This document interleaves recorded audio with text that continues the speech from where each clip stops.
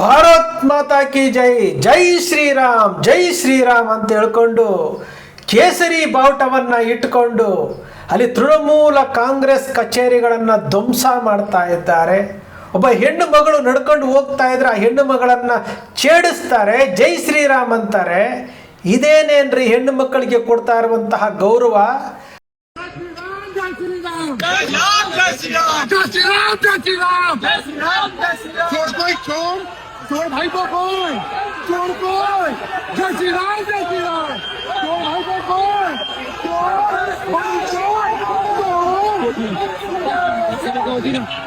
आज जब भाजपा जीती है तो बदला नहीं, बदलाव की बात होनी चाहिए, भय नहीं भविष्य की बात होनी चाहिए. मेरी सभी राजनीतिक दलों के कार्यकर्ताओं से अपील है, आइए हिंसा के इस अंतहीन चक्र को हमेशा के लिए खत्म करें.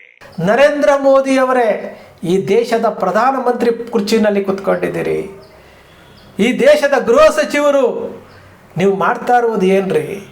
ತೃಣಮೂಲ ಕಾಂಗ್ರೆಸ್ಸು ಸೋತಿರ್ಬೋದು, ಆದರೆ ನೀವು ನಡ್ಕೊಳ್ತಾ ಇರುವಂತಹ ರೀತಿ ಎಂಥದ್ದು? ನೀವು ತೃಣಮೂಲ ಕಾಂಗ್ರೆಸ್ಸು ಗೂಂಡಾ ರಾಜ್ಯ ಅಂತೇಳಿ ಇನ್ನೂ ಫಲಿತಾಂಶ ಬಂದು 24 ಗಂಟೆ ಆಗಿಲ್ಲ, ಆಗಲೇ ನೀವು ಅವರಿಗಿಂತ ದೊಡ್ಡ ಗೂಂಡಾ ರಾಜ್ಯವನ್ನಾಗೆ ಮಾಡ್ತಾ ಇದ್ದೀರಲ್ಲ. ಇದೇನ ಸಂಸ್ಕೃತಿ? ಅವ್ರು ಯಾರು, ಸುವೇಂದ್ರ ಅಧಿಕಾರಿ ಮುಖ್ಯಮಂತ್ರಿ ಅಭ್ಯರ್ಥಿ, ಅವ್ರು ಹೇಳ್ತಾರೆ ಪಶ್ಚಿಮ ಬಂಗಾಳದಲ್ಲಿ ಸನಾತನ ಧರ್ಮದ ಸರ್ಕಾರ ಅಂತೆ. ಅರೆ, ನಿಮ್ಮದೇ ಸರ್ಕಾರ, ಗಂಗೆಯಿಂದ ಗಂಗೋತ್ರಿಯವರೆಗೂ ನಿಮ್ಮದೇ ಸರ್ಕಾರ. ಹಿಂದುತ್ವ ಅಂತ ಹೇಳ್ಕೊಂಡು ಹಿಂದೂ ಧರ್ಮವನ್ನ, ಶ್ರೀರಾಮಚಂದ್ರನನ್ನ, ಹಿಂದೂ ದೇವರುಗಳನ್ನ, ಚಾಮುಂಡೇಶ್ವರಿಯನ್ನ ಎಲ್ಲವನ್ನೂ ಬಳಸ್ಕೊಂಡು ಬಿಟ್ರಲ್ಲ ಸ್ವಾಮಿ. ಗೋ ಹತ್ಯೆಯನ್ನು ನಿಷೇಧ ಮಾಡ್ತೀನಿ ಅಂತ ಹೇಳಿದ್ರಲ್ಲ, ಈಗ ನಿಮ್ಮದೇ ಸರ್ಕಾರ ಇದೆಯಲ್ಲ, ನಿಷೇಧ ಮಾಡಿ.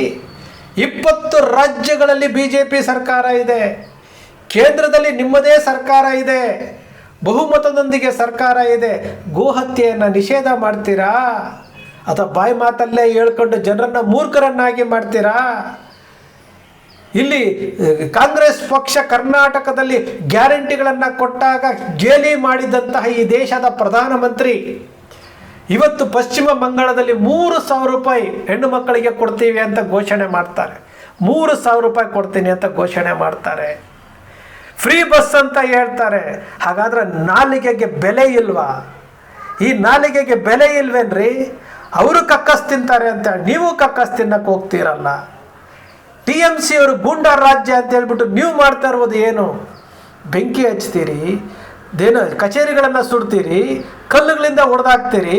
ಒಬ್ಬ ಹೆಣ್ಣು ಮಗಳು ಹೋಗ್ತಾ ಇದ್ರೆ ನೀವು ಹೇಳ್ತೀರಲ್ರಿ, ಅಮಿತ್ ಶಾ ಅವರೇ ಒಂದು ಭಾಷಣದಲ್ಲಿ ಹೇಳ್ತಾರೆ, ಅಮಿತ್ ಶಾ ಅವರು ರಾತ್ರಿ 12 ಗಂಟೆಗೆ ಬಂಗಾಳದಲ್ಲಿ ಒಬ್ಬ ಹೆಣ್ಣು ಮಗಳು ನಿರ್ಭೀತಿಯಿಂದ ನಡ್ಕೊಂಡು ಹೋಗುವಂಥ ಸನ್ನಿವೇಶ ಸೃಷ್ಟಿಯಾಗುತ್ತೆ ಅಂತ ಹೇಳಿದಂತಹ ಅಮಿತ್ ಶಾ ಅವರು ಮಧ್ಯಾಹ್ನದಲ್ಲಿ ಒಬ್ಬ ಹೆಣ್ಣು ಮಗಳು ನಡ್ಕೊಂಡು ಹೋಗ್ತಾ ಇದ್ರೆ ಆ ಹೆಣ್ಣು ಮಕ್ಕಳನ್ನ ಭಾರತೀಯ ಜನತಾ ಪಕ್ಷದ ಕಾರ್ಯಕರ್ತರು ಛೇಡಿಸ್ತಾರೆ, ಅವರಿಗೆ ತೊಂದರೆ ಕೊಡ್ತಾರೆ ಅಂತಂದ್ರೆ ಮತ್ತೆ ನಿಮ್ಮ ಭಾಷಣದಲ್ಲಿ ಹೇಳಿದ್ರಲ್ಲ, ನಾಲಿಗೆಯಿಂದ ಹೇಳಿದ್ರಲ್ಲ, ಯಾವ ವಿಚಾರದಲ್ಲಿ ಹೇಳಿದ್ರಿ?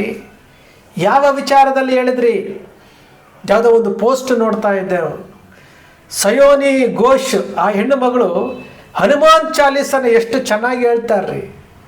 ಅಂತಹ ಹೆಣ್ಣು ಮಗಳ ಬಗ್ಗೆ ಒಂದು ಪೋಸ್ಟ್ ಹಾಕ್ಬಿಟ್ಟು ಕೆಟ್ಟದಾಗಿ ವಾಟ್ಸಪ್ ಫೇಸ್ಬುಕ್ಕಲ್ಲಿ ಪೋಸ್ಟ್ ಮಾಡ್ತಾರೆ ಅಂತಂದರೆ ಇವರು ಹಿಂದೂಗಳ, ಇವರು ದೇಶಭಕ್ತರ? ಹೆಣ್ಣು ಮಕ್ಕಳಿಗೆ ಕೊಡ್ತಾ ಇರುವಂತಹ ಗೌರವ ಇದೇನಾ? ಅಧಿಕಾರ ಹಿಡಿಯೋದಕ್ಕೋಸ್ಕರವಾಗಿ, ಕೇವಲ ಅಧಿಕಾರ ಹಿಡಿಯೋದಕ್ಕೋಸ್ಕರವಾಗಿ ಹಿಂದೂ ಧರ್ಮವನ್ನು ಬಳಸ್ಕೊಳ್ತೀರಿ, ಅಧಿಕಾರ ಹಿಡಿಯೋದಕ್ಕೋಸ್ಕರವಾಗಿ ಭಾರತ ಮಾತೆಯನ್ನು ಬಳಸ್ಕೊಳ್ತೀರಿ, ಅಧಿಕಾರ ಹಿಡಿಯೋದಕ್ಕೋಸ್ಕರವಾಗಿ ಜೈ ಶ್ರೀರಾಮ್ ಅಂತೀರಿ, ಹನುಮಾನ್ ಅಂತೀರಿ, ಚಾಮುಂಡೇಶ್ವರಿ, ಐಗಿರಿ, ನಂದಿನಿ, ನಿಂದಿತ, ಮೇದಿನಿ ಅಂತೇಳಿ ಹಾಡುಗಳನ್ನು ಹಾಡಿಸ್ತೀರಿ. ಏನ್ರಿ ಇದು ದೇಶ? ಯಾವ ಸ್ಥಿತಿಗೆ ತೆಗೆದುಕೊಂಡು ಹೋಗ್ತಾ ಇದ್ದೀರಿ? ಈ ದೇಶದ ಸ್ವತಂತ್ರಕ್ಕೋಸ್ಕರವಾಗಿ ಲಕ್ಷಾಂತರ ಜನ ಬಲಿದಾನ ಕೊಟ್ಟಿದ್ದಾರೆ. ನೀವು 12 ವರ್ಷಗಳಿಂದ ಮಾಡ್ತಾ ಇರುವುದು ಏನು? ದೇವರು, ಧರ್ಮ, ಭಾವನೆ ಇದನ್ನೇ ಬಿತ್ಕೊಂಡು ಹೋಗ್ತಾ ಇದ್ದೀರಲ್ಲ. ಪಶ್ಚಿಮ ಬಂಗಾಳದಲ್ಲಿ ಇನ್ನು ಮುಂದೆ ಇನ್ಯಾವ ರೀತಿ ಇರುತ್ತೆ? ಎಲ್ಲ ಕಡೆನೂ ಇದೇ ಆಗ್ಬಿಟ್ರೆ, ಅಸ್ಸಾಮಿನ ಮುಖ್ಯಮಂತ್ರಿ ಹೇಳ್ತಾರೆ 8,000 ರೂಪಾಯಿ ನಾನು ಅಕೌಂಟಿಗೆ ದುಡ್ಡು ಹಾಕ್ಬಿಟ್ಟೆ, ಚುನಾವಣೆಗಿಂತ ಮುಂಚೆ ನಾನು ಗೆದ್ದೆ ಅಂತ ಹೇಳ್ತಾರೆ. ಅಕೌಂಟಿಗೆ ದುಡ್ಡು ಹಾಕ್ಬಿಟ್ಟೆ ಅಂತ ಹೇಳ್ತಾರೆ. ಅಲ್ಲಿ ಬಿಹಾರದಲ್ಲಿ 10,000 ಹಾಕಿದ್ರು ಅಂತ ಹೇಳ್ತಾರೆ. ಇದೇನಾದರೂ ಚುನಾವಣೆ ನಡೆಸುವಂತಹ ರೀತಿ?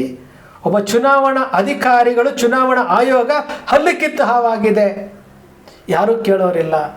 ಈ ದೇಶದಲ್ಲಿ ಪ್ರತಿಪಕ್ಷಗಳೇ ಇಲ್ಲದಂತೆ ಮಾಡಬೇಕು ಅನ್ನೋದು ನಿಮ್ಮ ಉದ್ದೇಶ ಆಗಿದೆ. ಪ್ರಜಾಪ್ರಭುತ್ವವನ್ನು ಹಾಳು ಮಾಡ್ತಾ ಇದ್ದೀರಿ, ಸಂವಿಧಾನವನ್ನು ಹಾಳು ಮಾಡ್ತಾ ಇದ್ದೀರಿ. ನಿಮ್ಮನ್ನು ಯಾರೂ ತಡೆಯೋರಿಲ್ಲ. ಯಾಕೆ ಅಂತಂದರೆ ಈ ದೇಶವನ್ನೇ ಕಂಪ್ಲೀಟಾಗಿ ನಿಮ್ಮ ಕಬ್ಜಾಗೆ ತೆಗೆದುಕೊಳ್ತಾ ಇದ್ದೀರಿ. ಯಾರೂ ತಡೆಯೋರಿಲ್ಲ, ಯಾರೂ ಪ್ರಶ್ನೆ ಮಾಡೋರಿಲ್ಲ. ಒಂದು ಸಾರಿ ಯೋಚನೆ ಮಾಡಿ. ನಾನು ಭಾಷಣ ಮಾಡಿದ್ದೀನಿ ವೇದಿಕೆ ಮೇಲೆ ನಿಂತ್ಕೊಂಡು. ಈ ಮಧ್ಯರಾತ್ರಿ 12 ಗಂಟೆಗೆ ಒಬ್ಬ ಹೆಣ್ಣು ಮಗಳು ನಡ್ಕೊಂಡು ಹೋಗುವಂಥ ಸನ್ನಿವೇಶ ನಿರ್ಮಾಣ ಮಾಡ್ತೀನಿ ಅಂತೇಳಿ ಈ ದೇಶದ ಗೃಹ ಸಚಿವರು ಮಾತನಾಡ್ತಾರೆ. ಮಧ್ಯಾಹ್ನ 12 ಗಂಟೆಗೆ ಒಬ್ಬ ಹೆಣ್ಣು ಮಗಳನ್ನು ಛೇಡಿಸ್ತಾರೆ, ಬೆಂಕಿ ಹಾಕಿ ಕಚೇರಿಗಳನ್ನು ಸುಡ್ತಾರೆ, ಕಲ್ಲಿನಿಂದ ಹೊಡಿತಾರೆ. ಎಂತಹ ಸ್ಥಿತಿ ರೀ ಇದು? ಎಂತಹ ಸ್ಥಿತಿ ಇದು ಭಾರತಕ್ಕೆ? ಎಲ್ಲಿಯವರೆಗೆ ಈ ದೇಶವನ್ನು ಇವರು ಏನು ಮಾಡಬೇಕು ಅಂತ ಹೊರಟಿದ್ದಾರೆ ಗೊತ್ತಾಗ್ತಾ ಇಲ್ಲ. ಅವರು ಗೂಂಡಾ ರಾಜ್ಯ ಅಂತೆ. ಒಬ್ಬ ಹೆಣ್ಣು ಮಗಳು ರೀ, ಮಮತಾ ಬ್ಯಾನರ್ಜಿ 15 ವರ್ಷಗಳ ಕಾಲ ಮುಖ್ಯಮಂತ್ರಿಯಾಗಿ ಪಶ್ಚಿಮ ಬಂಗಾಳವನ್ನು ಮುನ್ನಡೆಸಿರುವಂಥ ಹೆಣ್ಣು ಮಗಳು. ಅಂತಹ ಹೆಣ್ಣು ಮಗಳನ್ನು ನೀವು ಗುರಿಯಾಗಿಸ್ಕೊಂಡು ಇಡೀ ಕೇಂದ್ರ ಸರ್ಕಾರ, ಇಡೀ ಬೇರೆ ಬೇರೆ ರಾಜ್ಯಗಳ ಮುಖ್ಯಮಂತ್ರಿಗಳು ಬಂದು SIR ಹೆಸರಿನಲ್ಲಿ ಮತಗಳನ್ನು ಡಿಲೀಟ್ ಮಾಡಿ ಇಲ್ಲಿ ಚುನಾವಣಾ ಆಯೋಗದ ವಿರುದ್ಧ ಸುಪ್ರೀಂ ಕೋರ್ಟ್ ಹೋದರೂ ಸಹ ಅಲ್ಲಿ ನ್ಯಾಯ ಸಿಗ್ತಾ ಇಲ್ಲ, ಇಲ್ಲಿ ನ್ಯಾಯ ಸಿಗ್ತಾ ಇಲ್ಲ. ಏನು ಮಾಡಲಿಕ್ಕೆ ಹೊರಟಿದ್ದೀರಿ? ಏನು ಮಾಡಲಿಕ್ಕೆ ಹೊರಟಿದ್ದೀರಿ? ಇಡೀ ದೇಶದ ಸಂಪತ್ತು ಇವತ್ತು ಖಾಲಿ ಆಗ್ತಾ ಇದೆ. ಇವರು ಚುನಾವಣೆಗೆ ಗೆಲ್ಲಬೇಕು. ಇವರು 5 ವರ್ಷಗಳ ಕಾಲ ಆಡಳಿತ ಮಾಡ್ತಾ ಇಲ್ಲ. ದೇಶದ ವಿದೇಶಿ ಸಾಲ ರಾಕೆಟ್ ವೇಗದಲ್ಲಿ ಏರ್ತಾ ಇದೆ, ಡಾಲರ್ನ ಮೊತ್ತ ಏರ್ತಾ ಇದೆ, ರೂಪಾಯಿ ಮೌಲ್ಯ ಕುಸಿತಾ ಇದೆ, ಜನರು ತತ್ತರಿಸಿ ಹೋಗ್ತಾ ಇದ್ದಾರೆ. 993 ರೂಪಾಯಿ ಗ್ಯಾಸ್ ಸಿಲಿಂಡರ್ ಬೆಲೆ ಏರಿಸಿದ್ರು ಸಹ ಏನೇ ಮಾಡಿದ್ರು ಸಹ ಸಮರ್ಥನೆ ಮಾಡ್ಕೊಂಡು ಹೋಗೋಕ್ಕೆ ಅಂಧಭಕ್ತರಿದ್ದಾರೆ. ಇಷ್ಟೆಲ್ಲ ಇದ್ದರೂ ಸಹ ಇವರಿಗೆ ದೇಶ ಬೇಕಾಗಿಲ್ಲ, ಇವರಿಗೆ ದೇಶದ ಅಭಿವೃದ್ಧಿ ಬೇಕಾಗಿಲ್ಲ. ಇವರಿಗೆ ಬೇಕಾಗಿರುವುದೇನು? ಚುನಾವಣೆಗೆ ಗೆಲ್ಲಬೇಕು.